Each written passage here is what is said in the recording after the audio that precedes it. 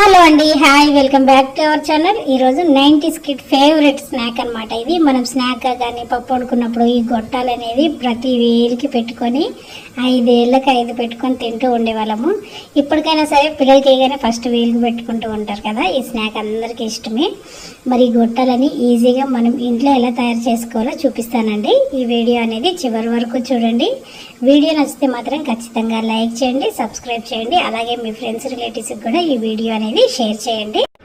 మీలో ఎంతమందికి గొట్టాలంటే ఇష్టమో కూడా కామెంట్ చేయండి. నేను చెప్పినట్టుగా చేయండి, పర్ఫెక్ట్ గొట్టాలని వస్తుందండి. మన షాప్లో ఎలా ఉంటాయో అలా. ఇప్పుడు స్టవ్ వెలిగించి ఒక బాండి పెట్టుకొని ఒకే కప్పు మెజర్మెంట్ పెట్టుకోండి. ఆ కప్పుతో కప్పున్నర వాటర్ వేసాను. దాంట్లో రుచికి సరిపడా సాల్ట్, అలాగే ఒక హాఫ్ స్పూను పసుపు వేసాను. ఫుడ్ కలర్ ఏమీ వేయలేదండి. ఇప్పుడు ఈ ఉప్పు కరిగిన తర్వాత ఏ కప్పుతో అయితే వాటర్ తీసుకున్నామో అదే కప్పుతో ఒక కప్పు బియ్యం పిండి వేస్తున్నాను. కొంచెం కొంచెంగా వేసుకొని ఇలా కలుపుతూ ఉండండి. ఎక్కడ ఉండలు లేకుండా చూసుకోండి. ఇలా ఒక 2 నిమిషాలు కలిపారంటే దగ్గరకు వచ్చేస్తుంది. మూత పెట్టి ఒక 2 నిమిషాలు మగ్గనివ్వండి. ఇలా మగ్గిన తర్వాత మూత తీసి చూసారా ఎంత బాగా వచ్చేసిందో దగ్గరికి. ఇప్పుడు దీన్ని కొంచెం చల్లారనివ్వండి. చల్లారిన తర్వాత మరొకసారి చేతికి ఆయిల్ కానీ వాటర్ కానీ తడి చేసుకుంటూ ఈ పిండి ముద్దలాగా చేసుకోండి. దీన్ని చపాతీ ముద్ద ఎలా వస్తుందో అలా మనకి దగ్గరగా వచ్చేస్తుందండి. మనము పిండి అనేది ఎంత బాగా కలుపుకుంటే మనకి గొట్టాలు అనేది అంత స్మూత్గా వస్తాయి. ఇలా మొత్తం కలిసిన తర్వాత ఒక స్టీల్ గిన్నె తీసుకొని దాంట్లో కొంచెం ఆయిల్ వేసుకోండి అంటుకోకుండా. ఇప్పుడు ముందుగా రెడీ చేసి పెట్టుకున్న పిండి ముద్దని ఇందులో పెట్టేసుకోండి.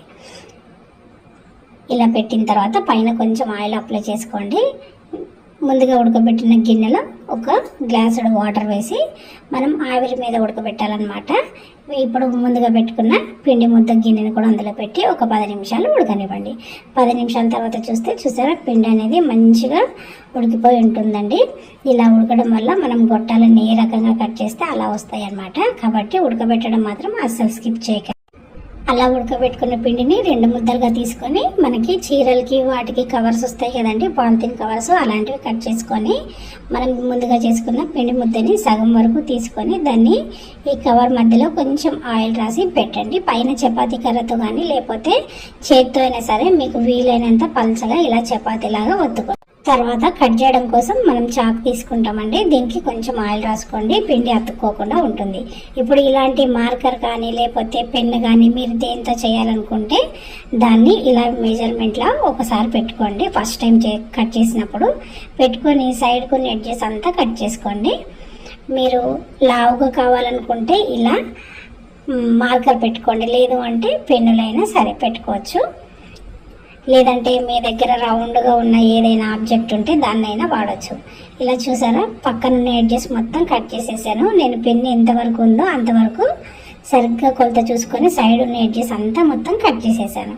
ఇప్పుడు కట్ చేసిన తర్వాత పెన్ అనేది మనము ఇలా పెట్టుకోవాలి. పెట్టుకొని ఒక రౌండ్ చుట్టితే మనకి ఇంతవరకు వస్తుంది అనమాట. అలా మెజర్మెంట్ చూసుకొని నేను కట్ చేశాను. కట్ చేసిన తర్వాత వీడియోలో చూపించిన విధంగా మనకి పెన్ను చుట్టూ మంచిగా ఫోల్డ్ అయిపోవాలండి. ఫోల్డ్ అయ్యి ఎక్కడ విడిపోకుండా ఇలా చేతితో ఒత్తేసుకోండి. ఇలా పెన్ను తీసేస్తే చూసారా మనకు గొట్టం అనేది రెడీ అయిపోతుంది. చూడండి ఎంత బాగా వచ్చిందో. మనం ఉడకబెట్టడం వల్ల పిండి అనేది అతుక్కోకుండా ఉంటుందండి, స్టిఫ్గా ఉంటుంది. ఇప్పుడు మీకు పెద్దగా కావాలంటే అలా ఉంచేసుకోండి, లేదంటే చిన్న గొట్టాలు కావాలంటే మధ్యలో అలా కట్ చేసేసుకోండి. ఎడ్జెస్ మాత్రం బాగా నొక్కుకోండి, లేకపోతే మనకి ఎండబెట్టిన తర్వాత ఆయిల్లో వేస్తే విడిపోతాయి అన్నమాట. కాబట్టి చూసి చక్కగా చేసుకోండి. చూడండి ఎంత బాగా వచ్చేసినాయో. పిల్లలు ఇప్పటికైనా సరే ఏ పిల్లలైనా ఇవి ఇస్తే స్నాక్స్గా తినకుండా ఉండరండి. ఇవి చూస్తే అందరికీ ఇష్టమే. కాబట్టి బయట ఫుడ్ కలర్స్ ఏవి చూసినా కల్తీ ఉన్నాయి కాబట్టి మనం ఇంట్లోనే ఇలా ట్రై చేసుకోవచ్చు. దీనికి ఎండతో కూడా పని లేదండి, చక్కగా ఫ్యాన్ గాలికి ఆరిపోతాయి అన్నమాట. ఒక రోజు నైట్ ఆరబెట్టేశారంటే పొద్దున కల్లా మనకు గొట్టాలు అనేది రెడీ అయిపోతాయి.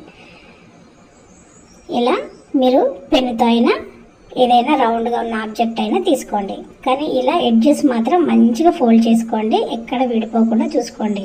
వీలైతే ఇలా విడిపోతున్నాయి అనిపిస్తే మీకు కొంచెం ఆయిల్ అన్నా రాసి చక్కగా నొక్కేసుకోండి, మధ్యలో గ్యాప్ రాకుండా చూసుకోండి. పెన్ను ఇలా లాగ్గానే మీకు వచ్చేస్తుంది అనమాట. చూడండి పెన్నుకు కూడా కొంచెం ఆయిల్ రాసుకోండి, అప్పుడు పిండికి అనేది అతుక్కోకుండా వస్తుంది చక్కగా. ఇలా చేసుకున్నవన్నీ ఒక ప్లేట్లో పెట్టుకొని విడిగా పెట్టుకున్నారనుకోండి, మీకు ఎండలో పెట్టిన పొద్దునుంచి సాయంత్రం వరకు ఆరిపోతాయండి. లేదంటే ఫ్యాన్ గాలికి ఒక 2 రోజులు ఆరబెట్టండి. స్టోర్ చేసుకునే వాళ్ళు 1 గంట ఎండలో పెట్టి అప్పుడు డబ్బాలు ఎత్తి పెట్టుకుంటే మీకు ఎన్ని రోజులైనా బాగుంటాయి. ఆరిపోతే చూడండి ఎంత బాగా వచ్చేసినాయో, మనకి షాపుల్లో దొరికేలాగా వస్తాయి అన్నమాట. బాగా పలచగా చేస్తే ఇలా అతుక్కుపోతాయండి. కొంచెం మందంగా చేసుకోండి, అప్పుడు బాగా వస్తాయి అన్నమాట. ఇప్పుడు ఆయిల్ వేడి చేసుకొని వేయించుకొని చూడండి ఎంత బాగా వస్తున్నాయో. ఈ గొట్టాలంటే ఇష్టం లేని వాళ్ళు ఎవ్వరు ఉండరు నాకు తెలిసి, ప్రతి ఒక్కరు ఇష్టంగా తింటారు. మేము చిన్నప్పుడు అయితే ఒక్కొక్క వేలకి ఒక్కొక్కటి పెట్టుకొని అలా చూసుకుంటూ తినేవాళ్ళము. ఇలాంటి మెమరీస్ ఎంతమందికి ఉన్నాయో కామెంట్ చేయండి.